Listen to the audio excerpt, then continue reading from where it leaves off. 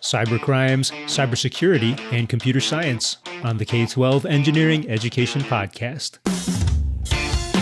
So, Rachel, we are speaking with your former student and a current engineer. It's super exciting. Wait, you got to say her name again because that's maybe the third best part of this. We're referring to our guest, Sam Houston, software engineer who studied computer science and who works in security today. It's your hosts, Rachel Farrig and Pius Wong, talking to Rachel's former student, Sam Houston. Rachel, I understand that you're really proud of what what she's done and what she studied, what she's doing now. Yes. Sam, Yeah. I was wondering if you could introduce who you are besides being Rachel's former student. Well, that is the most important thing about me, but the second most important thing. I am a software engineer, originally from Austin, Texas. I went to school near Houston at my namesake university, Sam Houston State. I studied cybersecurity and information assurance and digital forensics while I was in school. And now I work for a government contractor. I'm a software engineer. Yeah, I think. And I have to say this again. Y'all, her name is Sam Houston. Isn't that major street in Houston? Or am I getting confused? Oh my God. It's kind of an I don't know Houston figure. very well. This is the best thing ever. He's the guy that Houston was named after. Oh, right. Now you can tell that I don't know anything about Texas. I'm sorry. I'm a little bit better looking than here. So, Sam, thank you for introducing yourself. Sam, can you tell us what is cybersecurity and basically what is that field that you studied? Oh man, that's a loaded question. It's a lot. Yeah. So I guess the first aspect of it is information assurance. So obviously, first and foremost, you don't want your private information to get out, whether that be social security number, credit card information, other personally identifiable information, things like that. The same hacks that we read about in the news, like, oh, Target got hacked and now they're like, everyone's credit card got stolen, that sort of thing. That's information assurance, is preventing that from happening. Digital forensics is the flip side of that. It's, oh crap, it happened. Now we got to figure out who did it and then what we can do to prevent it from happening again. And that also rolls into, it's become more of a thing lately now that technology is more prevalent, that people are using their computers and phones and all of the technology available to them to commit crimes. And so, I mean, things like, unfortunately, child pornography or selling drugs on the black market, like all of that is done from people's computers now. And to be able to get evidence, collect evidence that's permissible in court for when we're trying to go after these people, that's the forensic side of it, is now they've done something wrong. We tried to prevent it. And if they already did something wrong, how do we prove that it was them? And kind of making those, try to stay one step ahead of them. And so they're not getting a leg up on us, I guess. You're kind of this dual major. You sound like partly computer science, partly criminal justice. Yeah, so Sam Houston State, it's in Huntsville, Texas, so it's right across the highway. My apartment was actually like, I could look out my window and see the prison. But that's the state prison. We boast that we execute more people in Huntsville, Texas than they do in the rest of the country combined. Whoa. I know. I'm not super proud of it. That's what we are. Wow. That's where the prison is. That's where death row is in Texas. And there's also the Criminal Justice Center. So Sam Houston State, one of their big disciplines, I guess, is the School of Criminal Justice. And so it kind of made sense that we'd be kind of cybersecurity-ish. And I believe we were the first school to have a master's in digital forensics. And I want to say here in 2017, they just got a PhD program in digital forensics as well. So we're kind of a bit cutting edge in that respect, or at least we try to be. They try to be. I was one of them years ago. But I majored in computer science, and then my concentration was in the information assurance and digital security. So what interested you about that? How did you end up choosing to study that? It wasn't all Rachel's fault, was it? Oh, well, Oh, Lord, I hope not. well, we've all seen like the cool like cop shows and stuff, and like Men in Black, and And actually, the FBI field office is in Houston, not far from here. And they, I know, work with some of the grad students as well at Sam Houston State and get a lot of employees from there. So I had this opportunity to do something kind of, at first when I was just looking like, oh, I could just do computer science, I could do the like making video games, and like I wasn't super into that. I wanted to be able to do something like really cool and meaningful. And so cybersecurity, and kind of after I visited the school and seeing how that program was, it just sounded so interesting and like something that like I could go back to the family dinner table and be like, you wouldn't believe what I did today. Like I caught a child predator. What did you do? You wrote World of Warcraft code. Like I don't like this is so much more cool, and it's like meaningful. And so there's like obviously the vulnerable communities that are being targeted for different like cyber crimes and stuff, and to be able to protect those people and know that what you do at the end of the day like has an impact on somebody other than like making sure their video game's up and running. I thought that that was really cool and super meaningful and something that I could actually like be interested in doing every day. Hmm. Do you think what we need in cybersecurity today is different from what it was a couple of years ago? Is the field changing? Oh, for sure. Like I said, the bad guys are getting more and more sophisticated with what they do. And that just means for us, like on the, I guess, the good side, the good people over here on the good side of things, not on the dark side, we have to keep up or try to stay one step ahead of them so that they're not able to prey on these folks that can't necessarily protect themselves in ways that we weren't anticipating. You kind of have to anticipate it and prevent it before they even think of it. Otherwise, it's too late. So I think that it's ever growing in that, because I mean, eventually someone's going to figure out something new, and we want to be the guys to do it first. Hmm. And what would you say is one of the most interesting things or most fulfilling things that you've gotten out of being in this field? Um, well, actually, something like super interesting. I don't know how appropriate it is to talk about, but like I said, there's a lot of like child pornography stuff involved. It's kind of the dark side of digital forensics. People are using computers to do really awful Yeah. things. Well, I had heard of, I didn't work on this personally, but it was one of the like examples that was given to us in school of something that they had been working on recently in the field, was that there's a virus that will download itself onto your computer in the background. It will download a bunch of child porn and put it on your hard drive and then delete itself, the virus, so you'd never know what's there. And so once we finally figured out that this virus was a thing, now you start to think, okay, how many guys are sitting in prison right now because there was child porn on their computer? And they, I mean, all of them say, oh, that's not mine. But what if for some of them it really wasn't theirs? And so we're trying to figure out techniques of, obviously, we want to figure out who did what, but we also want to make sure that, like, who didn't do what. You know, we don't want people being falsely imprisoned for this Right. sort of stuff. So then it's like, okay, does it leave any sort of signature behind this virus? Like, after it downloads and attaches itself, can we tell that it was ever there, even though it deleted itself? Can we tell that these files that it downloaded that had inappropriate content, if those were ever actually accessed by the user, or if they were just stored on their hard drive? And it's kind of, it's a new, and it's things like that, kind of new, I guess, uncharted territory, because you think like Hmm. it's black and white, you have child porn or you don't, but it's hard to say, and it's hard to legislate that sort of thing or to have a precedent for. And so it's kind of on the bleeding edge of that sort of thing of trying to make sure the bad guy goes where the bad guy needs to go, but the good people aren't taken down with them, you know? Yeah. No, it strikes me that if you want to be a solid professional in this arena, you not only have to be good at the technology, but also kind of well versed in laws or ethics, that kind of thing. Oh yeah, especially on the digital forensics side of things. Like one possible career path is to be an expert witness.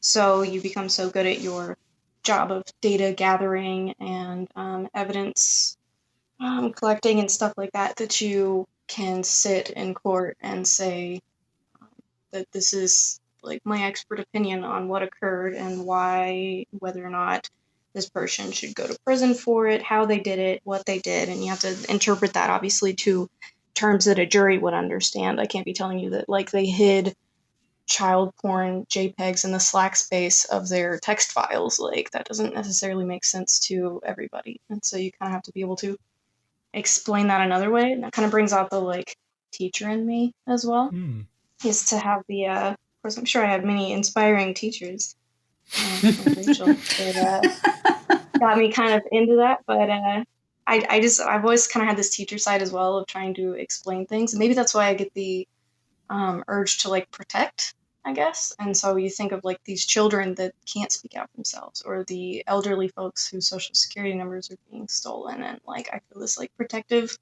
need and this need to like explain to people so that they know how to protect themselves, or to get the laws, I guess, that set the precedents for like new issues and stuff like that in such a way that it's like it makes sense to everybody and they kind of know what to look for. You definitely don't want to be the guy that gets this virus downloaded on his computer and then has a bunch of child porn and you didn't know about it. Like, you need to have more like self-awareness, I guess, of your computer environment, technology environment, not just your computer, your cell phone, your tablet, your everything.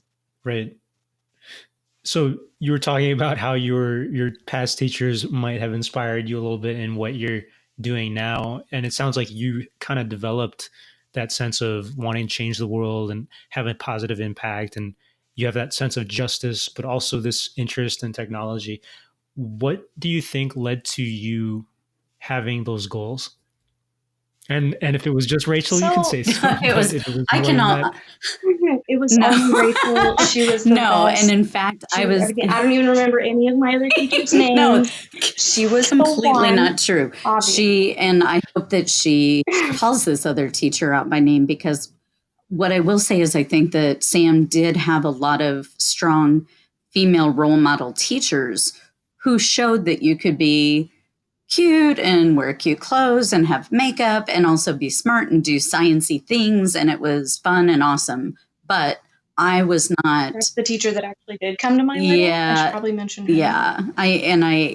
She really, I think, made so much of a difference in so many young girls' lives. So, Sam, just take it away.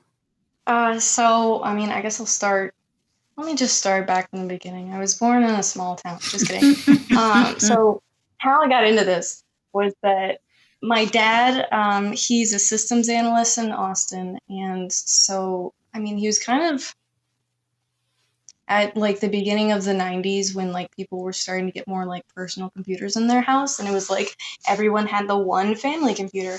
My dad was kind of the guy that was super interested in that sort of stuff. And so he would like dumpster dive for computer parts. And at his work, when there'd be, oh, this computer doesn't work, he would kind of Frankenstein a lot of them together. So I had like 5 computers in my house growing up, all running some flavor of like Windows 95 through like Vista. And I like that's what I did for fun. But then I was also, as I was growing up, like that was the nerdy thing. Like, you didn't, I don't know, it was uncool to be the guy that was on computers, especially for a female. Like, that wasn't what we did. We were supposed to be out like cheerleading and stuff. And so I kind of pushed it aside for a lot of it. I happen to know a lot about computers because I was around them all the time at home, but I never thought that it would be something. And I mean, it's totally uncool to be like doing exactly what your dad's doing. It's not cool. So I was supposed to be like an actress or a dancer or something. And I was interested in those things. And I did like the acting and I did theater and I took all the dance classes. And I mean, while they're like fun and they itch that creative part of me, they didn't, I mean, honestly, at the end of the day, there's not a lot of money to be made. Like, you have to get really lucky in those professions to be able to like make a living off of it. And so I wanted to be able to tolerate something in my day to day that I would like to do every single day of my life, and then that would also afford me the ability to have hobbies that I like. Like, if I wanted to take a dance class now, I could totally like pay to do that if I wanted to, but I'm not worried about dancing, putting food on the table. So I guess that brings me back. I was doing like on this whole journey of like, okay, what do I actually want to do with my life, since I don't want to do like the creative thing, the like acting or singing or any of that for a career. What am I good at? And it's not cool to be smart. And so like I was in all the advanced math classes and stuff always. I was in like the pre-AP and AP sciences and histories and stuff, and it was kind of it wasn't cool to be there, so I was never like, oh no, I'm never gonna do any of this stuff. I'm just trying to like get out of high school. Right. And then it was I had to take the like required technology course in high school where you learn like typing and Photoshop, and we learned like basic HTML and stuff like that. And so we'd have these little labs that we do every day. And they were so like second nature to me, like the typing and the Photoshop thing we did. I'm trying to remember what other weird tasks that we had, but it was like just computer literacy basically. And I was so good at these labs that I would like, he'd give us he was like the football coach and he taught the technology. He would have me help the other students. He'd give us like 3 or 4 days to complete these assignments. And when I do it like in an hour, he'd be like, hey, can you also help these people over here? And then I went around and I was also helping them. And it kind of occurred to me like, wow, I just took for granted that everyone had like 10 computers in their house growing up and that they all knew all of this. Meanwhile, like they couldn't figure out how to open whatever application they needed on their computer. Like it kind of surprised me like, wow, I am really good at this compared to people I didn't quite realize. I guess I need to go home and thank my dad for being such a nerd because he exposed me to all this early on back when not everyone had the privilege. And so I realized I was really good at that class. And this teacher coach, he suggested, hey, you should take computer science. I can like recommend you for it. There's the computer science course that you can take your sophomore year. And so I was like, yeah, that sounds pretty cool, actually. I seem to be pretty good at this. So I did that. And I signed up for the class. And then the next year was when I met Miss Avery. Mm-hmm. And Miss Avery was the best. Miss Avery, yay! She was the first, like, female computer science teacher. And she told us her story of how she, like, started out in, like, math in college and then went on to computer science where, like, the nerds are, the, like, super nerds. And, like, she's such a cool person, and for her to be my teacher, and so I ended up, like, I would eat lunch in her classroom every day, and we, like, became really close friends outside of, like, just the computer science class. And so I think I took her for the last 3 years, and that's also where I met my now husband, Jude. He was also in that class. Nerds Unite, coming together, the perfect love story. And so Miss Avery is who brought us together. But she kind of inspired me. She was like this really cool chick that was super smart. And then there were other like cool females that were just super smart and doing whatever they like were doing every day. And it wasn't just dudes anymore. And now that I was like, I mean, I wasn't an adult by any means, but I was like 16, 17, 18, starting to like be a bit more mature. And they were treating me like I was more of an equal than like a child in their classroom. And I really appreciated that. And it made me see like, oh, it's actually cool to be smart because that's what all these people are doing. And I really like look up to and I'm inspired by them in a way that I hadn't before. Wow, I heard that you had several people who helped you along the way there. Do you think that you would have been affected in the same way if, for example, Mrs. Avery wasn't there? If Miss Avery was a man, for example, or if it was somebody else? It's hard to say. I mean, I'm here now and I'm shaped by all of my experiences. I think that I had a knack for computer science, and depending on like maybe if I had just ended up with some like old boring fuddy-duddy for a teacher, I don't know if I would have pursued it as because it was actually like a fun class to go to that I looked forward to, and that's why I took it so much. I wonder if like if I hadn't been as excited by it, if I would have decided to take some other course. Right. But I wouldn't say that it necessarily had to do with being a male or a female. Like there was Mr. Pigeon, who was our math teacher, and he like I fell in love with statistics because of him. I actually minored in math with a concentration in statistics, and so I wouldn't say that necessarily had it not like if it wasn't specifically Miss Avery, I think that it could have been someone else, but I'd still need that like I need to feel connected to this class or Right. whatever it is that's interesting me in a way that I feel like connected to it, like it's I am one of you, you know, like how they're treating me kind of like an adult.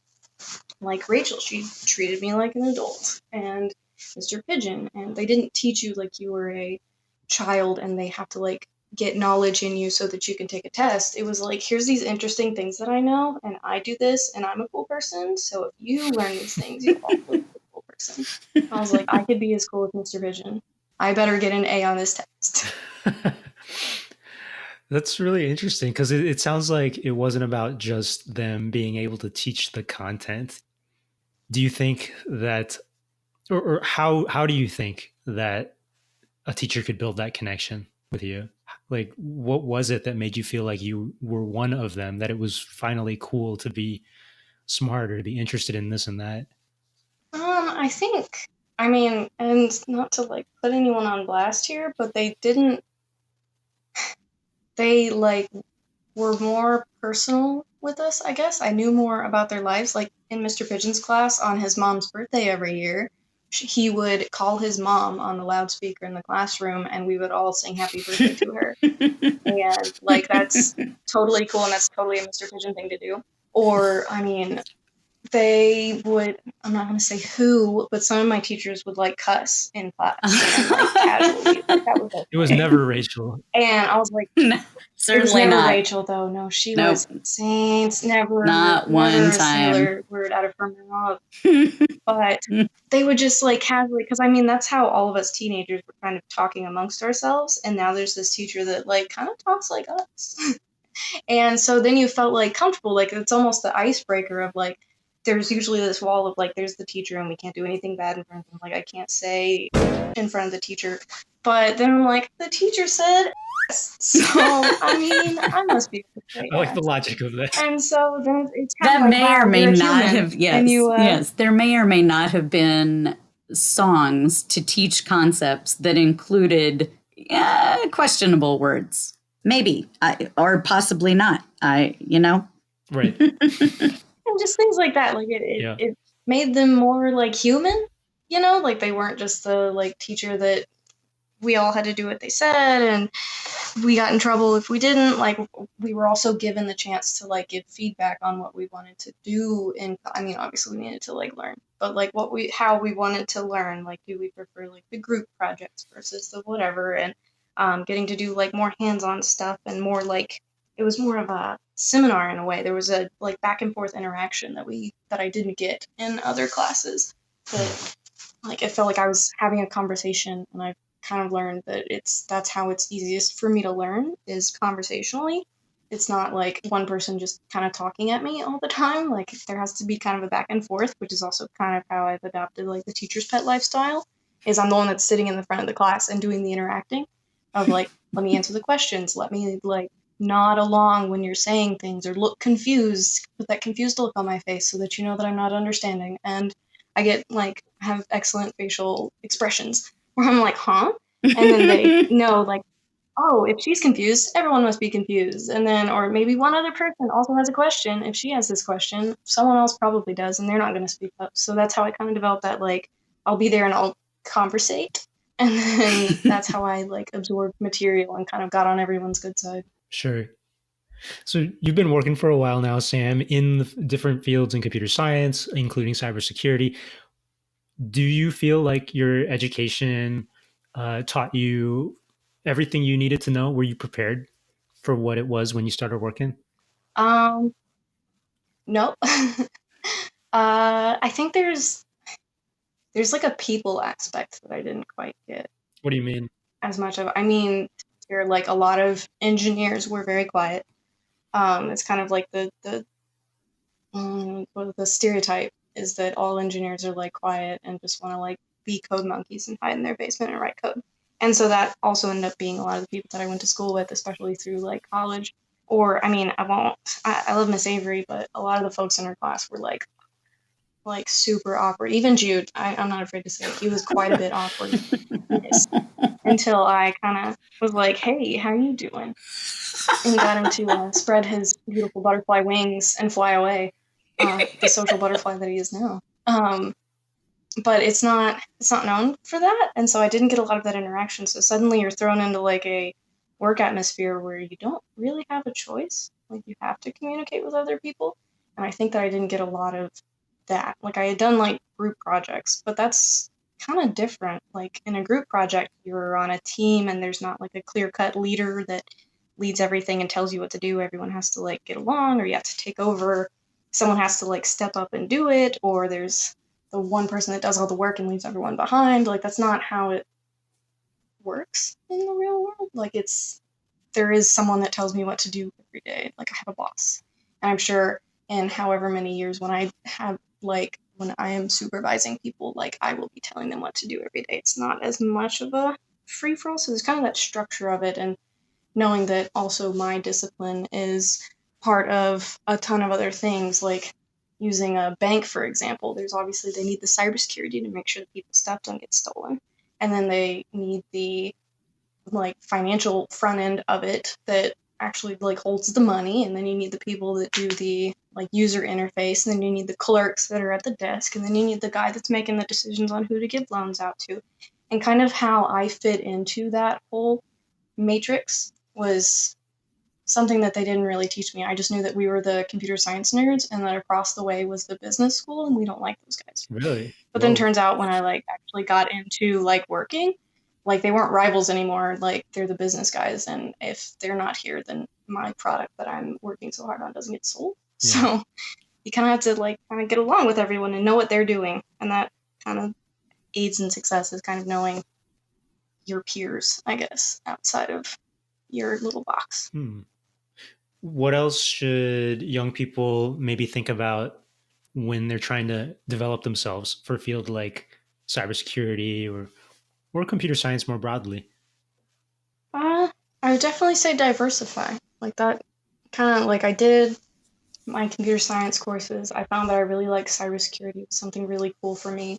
But also, had it not turned out to be something that like I ended up being into, I still had just the basic computer science knowledge. I still was interested in statistics. I could have pursued that. I did a lot of psychology and sociology courses just as like electives because that was something I was interested in. So now I know like about marriage and family psychology and like um, sexual health and stuff in a marriage just because I took those courses. And like it hasn't necessarily been like I can do my coding day to day thanks to those things, but it helps me with my people interaction or when someone like any of the like businessy type courses I took. Now I can communicate in a way with my coworkers that like I'm not just totally not understanding speaking a different language.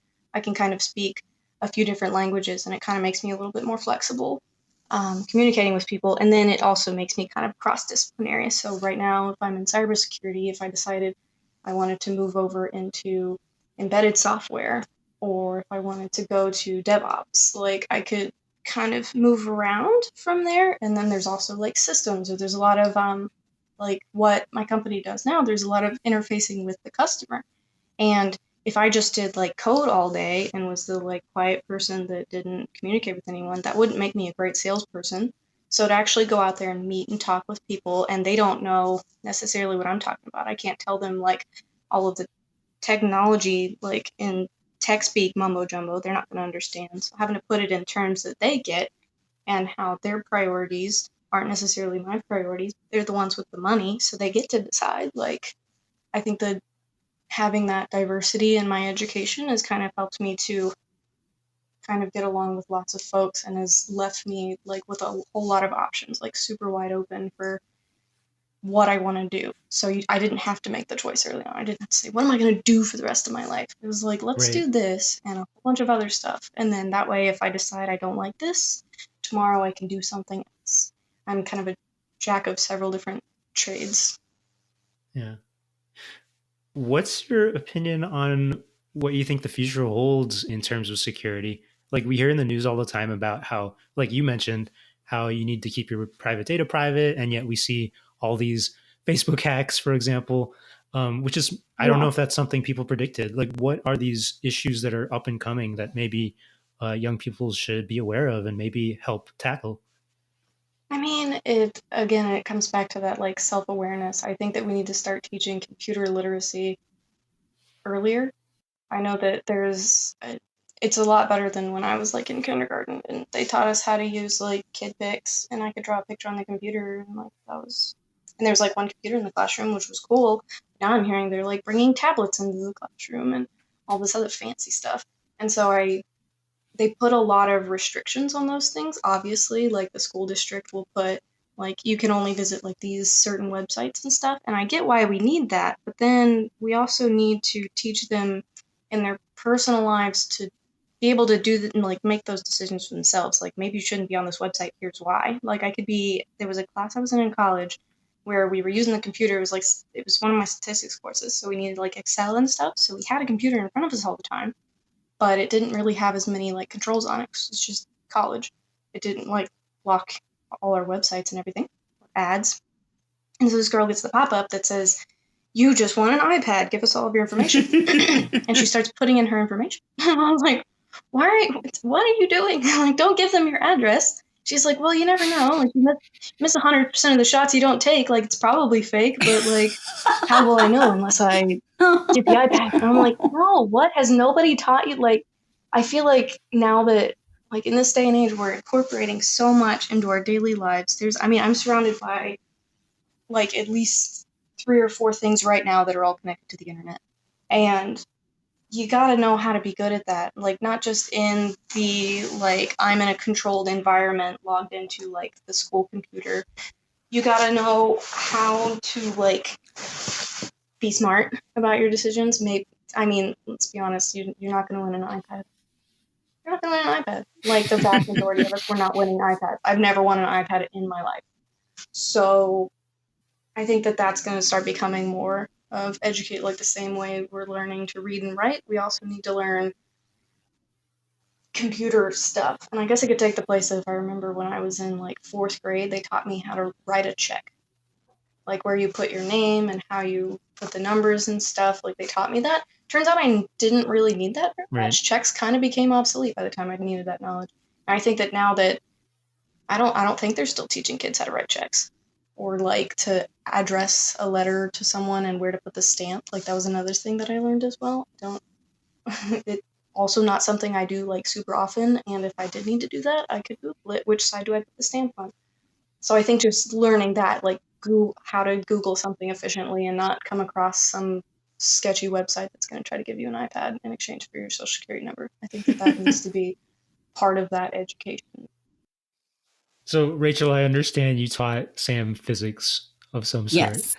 I guess you weren't the one teaching her how to write letters and no, we sent no letters. No, we built a trebuchet though. We did. That was your by we, I mean not me. I mean, you told me to build a trebuchet. I did. Well, you had a choice: a trebuchet or a catapult. Oh, I don't know. All I remember is that it was me and Jude and like Alice Gutierrez in Jude's garage, like late at night, chasing cannonballs down the street. And we decided that this wasn't pretty enough. I think we got 5 extra bonus points for creativity. So we went to Walmart and got zebra duct tape. And we pink zebra duct taped our catapult. And I'll have you know, we probably got an A on that assignment. Probably did. Do you feel like that, like what Rachel did in class, like affected you in any way? Was that just part of getting you interested Obviously, I remembered that. Yeah, I even remember that I got 5 points for creativity. Like, it was something very memorable, and like you can teach me about trebuchets and how it's gonna be thrown across a football field and how much, like, what all that takes, and how, like, I think the requirement was we had to make it a certain distance to like get the A, and if it just came in like splat in front of us, it, like the tennis ball, if it just landed at our feet, we didn't get points for that, but it needed to go like 30 yards or something crazy. And so to kind of learn the physics of how to do that, I think was so much cooler than had we just sat and hypothetically thought, so if I wanted to throw a ball 30 yards, what would I need to do with my trebuchet to make that happen? That's a huge project, and it's one of the ones that I really enjoy assigning because it does give the kids a lot of leeway for creativity. They have to really consciously think about design. They do have to do the math in advance. If they want to be successful, they have to do the math in advance and, make some real calculations about if I want it to go a certain distance and I want it to launch at 45 degrees, then I need to consider how long do I need my lever to be? Where's the fulcrum point? So on and so forth. It's not as simple as throw a rubber band on a 2x4 and hope for the best. And so, and I give them a long time to do it. And there's plenty of classwork or, class time dedicated to performing the calculations and planning with their team. But I love to see the designs that are brought in. I love to see, people bedazzle them, they paint them colors. And we make, at least at the time I was doing it, we made a big spectacle out of it. We marched them from the classroom to the band practice pad so everybody can see all of these beautiful trebuchets and catapults. And then we launched tennis balls for a good solid hour, almost an hour and a half. And it's fun and it's amazing. Yeah, and I think that ended up being like super memorable. And it's like, this is how, I probably wouldn't become a trebuchet builder in real world, but it was kind of this is a little bit closer to what you would be doing every day if you decided to pursue physics versus just sitting and doing worksheets in the classroom. I don't think I've done any worksheets since I started actually working. So everyone take note, there's no worksheets in cybersecurity. there are no worksheets, not even multiple choice. Oof. All right. I don't get the bubble. You don't get bubble sheets? What? I do not get bubble sheets. Shocker. In fact, Sam Houston State, we didn't do any everyone for the other classes, you take English or something, you had to have your Scantrons that you had to pay for when you bought your textbooks. And I was like, where are people using all these Scantrons? Because in mine it was here's a white piece of printer paper. Of course, my professor, Dr. Burris, was, I don't want to say a fossil, but he was old, very old-fashioned. And so you'd write all of your code on a plain sheet of printer paper. Oh, wow. With 1-inch margins. And he would just go to his office, and I think that he was a machine that ate the code and then spit out grades, because he was it wasn't turning it online. Here's my code on white paper. Wow. He would write it out, and he had all these stamps and stuff. Give you comments and everything. Oh yeah, and he had a Gandalf stamp that said "You shall not pass." And then if you tried to BS your way through the answer to a question, he had a stamp of a pig's ass. So the back of it, and you see its legs and its little curly tail, he would stamp it with that. So if your answer was obviously bullshit, you put a pig on it. Oh, all right. Super funny. And yeah, just fear the red pen. Wow. Oh man, no professor could bring more tears out of a student. And so much joy. On test day, he would come in in a red fedora and a red tie and black, all black, everything else, a black button up, black pants, black shoes. And he had a trident that he would come marching in with. And he would just have the biggest grin on his face all day. Test day was his favorite thing. And it was... I love this guy. I can't tell if it's horrible. Yeah, is it horrible or amazing? No, that's completely amazing. I learned a lot, but also it sucked so much. It sucked so much. Oh, wow. It sucked How do so people much. No, but that's a serious thing. Everyone says that about engineering in general and these fields. When it sucks, because it will sometimes, how did you get through it? Gumption. I don't want to say antidepressants, but oh no. Lexapro and I got well acquainted in college. Wow, this is no joke. All right. No, yeah, this was insane.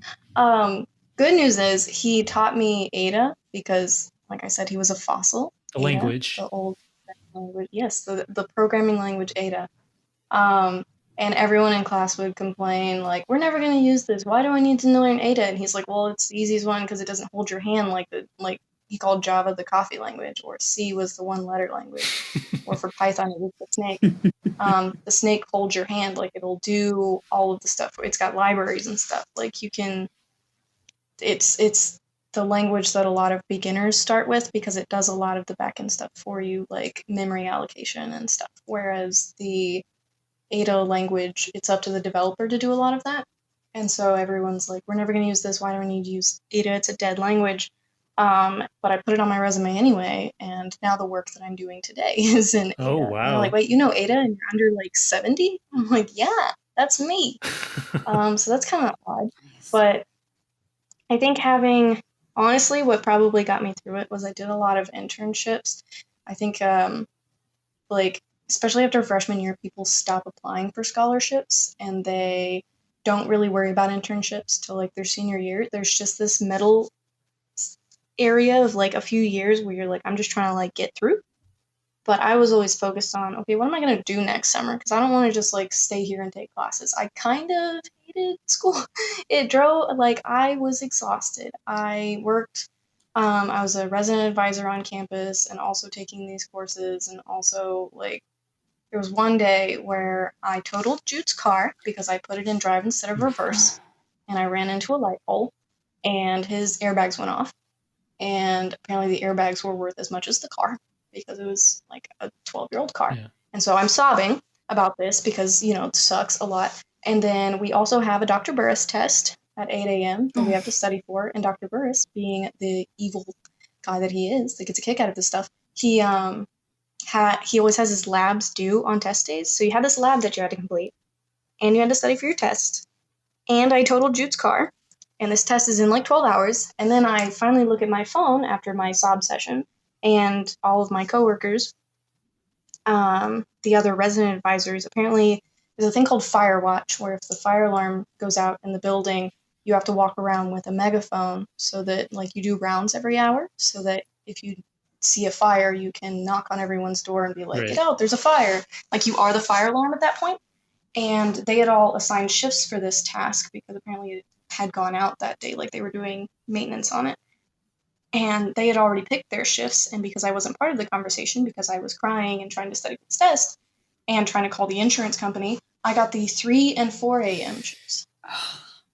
And so it just sucked real bad. But knowing that I like had something fun to do, once I'd just get through the semester, and then like I can go somewhere cool. Like I interned in Seattle and I got to work for Intuit, and they flew me out to Mountain View, California, and then I was at Raytheon and doing the cool stuff that we were doing there. And knowing that I could do that every summer and then applying for all of these scholarships when because I mean, let's be honest, freshman year isn't when you get the most scholarships because you're not worth investing in. You're just fresh off the streets.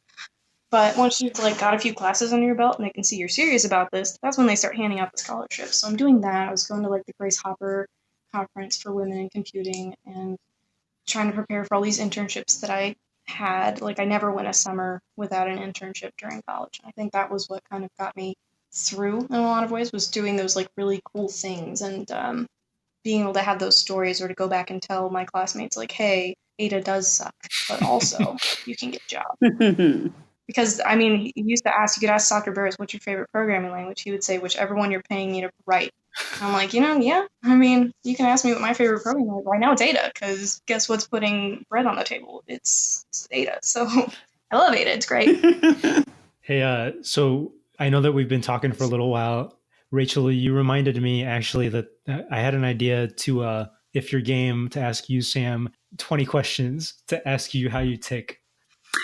Oh, yeah. I had totally forgotten about this. So it's my favorite I part. don't know if that makes any sense, but we've never done this before. Not officially, no. And like the goal is like, how we ask 20 questions to your favorite musician, for example, to see what makes them tick, what gives them their creativity, what inspires them. Yeah. I kind of wanted to do the same thing for the engineers and the computer scientists that we talk to, because I think, Yeah. Rachel, you would argue that, these folks are also really creative. There's more to me than just hiding and writing code all day in Ada. I'm sure.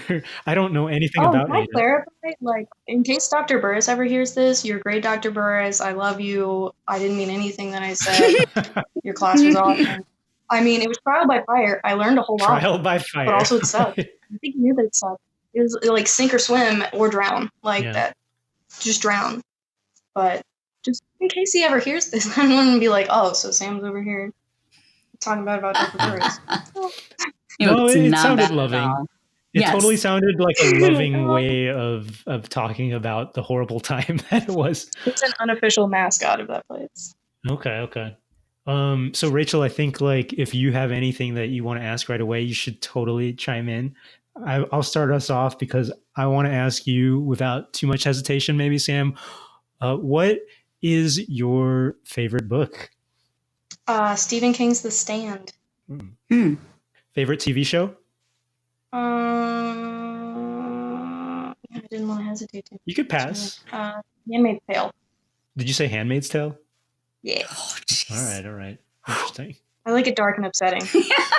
I know. Now we're getting to know you. Yes. What is your favorite thing to do on a Tuesday night?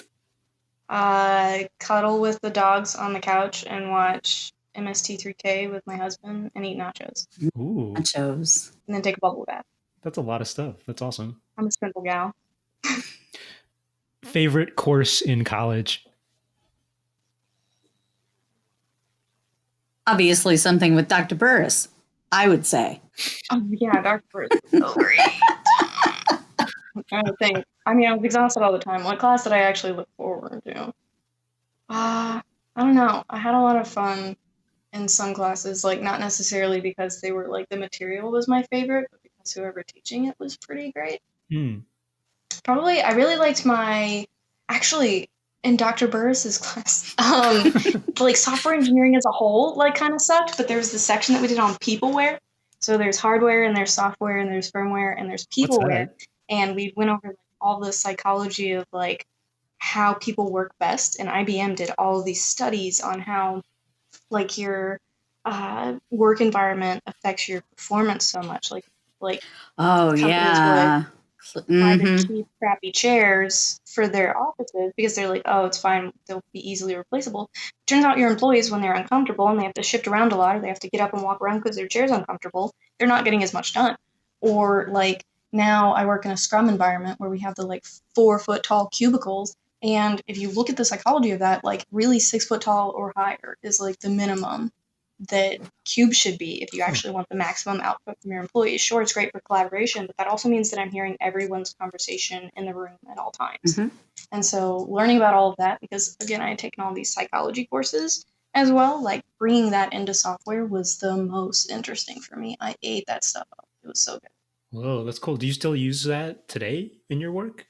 I mean, I don't have the influence to change my office chairs, but I do. Like a lot of it comes up all the time. Or like how they did some studies on, okay, what if we pipe like elevator music into the office? How does that affect performance versus if it's just dead silent, or if we're doing white noise or something?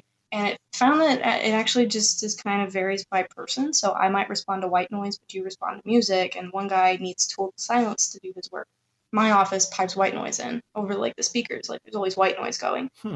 And it turns out like if they would just let us all, I mean, I use my headphones anyway and drown it out, but if everyone were just using headphones, the white noise is not really necessary. If anything, they need the white noise there right now because of the 4-foot cubes, everyone can hear everyone. So the white noise needs to like drown out the conversations across the way. But otherwise, like, it comes up a lot. There's a lot of things that I'm at work. I'm like, oh yeah, if we had more comfy chairs, these crappy chairs, maybe I'd be working harder. Just kidding. I work super hard every day, all day, never slack. But it comes up a lot. And I think if I were ever able to get to a point where I could actually influence some of those decisions, I'd be able to reference those sorts of things. Like, yes, we all need 6-foot cubes. This 4-foot stuff is nonsense. I do not want to make eye contact with everyone else in the room if we like look up from our computer. Super awkward. We're all engineers. We do not like direct eye contact. And so perpetuating the stereotype. It's come up a lot. I haven't been able to like apply that knowledge, but it's certainly something I've thought about. Something that's interesting. Yeah. What's your favorite engineering word? Dongle. Oh, I shouldn't have laughed. I'm sorry. I'm immature. Yeah, it sounded like what is a dongle? But it's like at work that like if we need to, like my laptop doesn't have an Ethernet port, I need the USB to Ethernet dongle. Or if someone like, hey, can I borrow the dongle? And the dongle's just anything, something that is a USB thing. Maybe it's like a temporary license for an application that's on a USB stick. Like that's the dongle. And so everyone would be talking about like, yeah, you need the dongle. That's probably my favorite. I'll take that to heart. What is your favorite food to cook?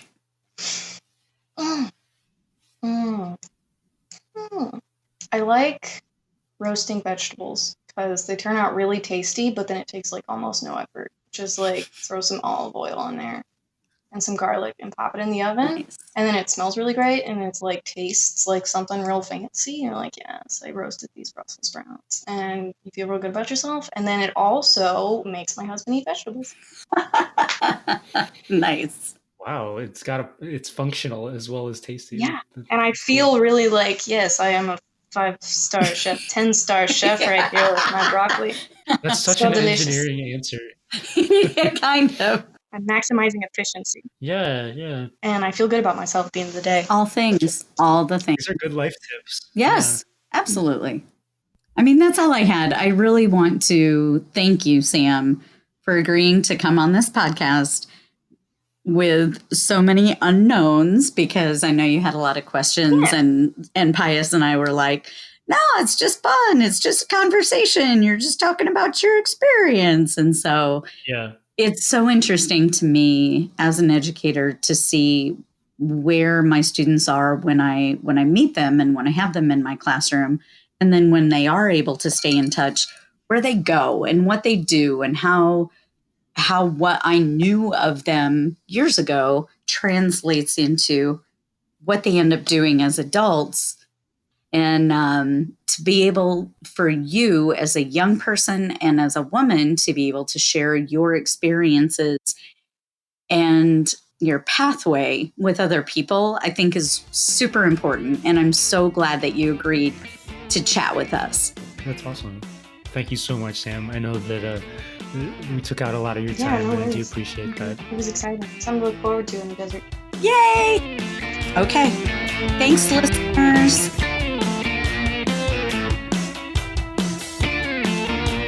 More links to additional topics that we mentioned today are in the show notes for this episode. You can find it in your favorite podcast platform. You can also visit the podcast website for all the links and more information. The website's going to be updated soon, so I highly encourage you to check it out in the next month or so. The website is k12engineering.net. Simple, right? The K-12 Engineering Education Podcast is a production of my independent studio, Pios Labs, in Austin, Texas, where I support many different engineering and education projects like this one. If you want to learn more about it, just check out the website or pioslabs.com. And if you want to support the projects financially, you can go to patreon.com/pioslabs and donate today. So this has been your host, Pius, saying tune in next time, and thanks.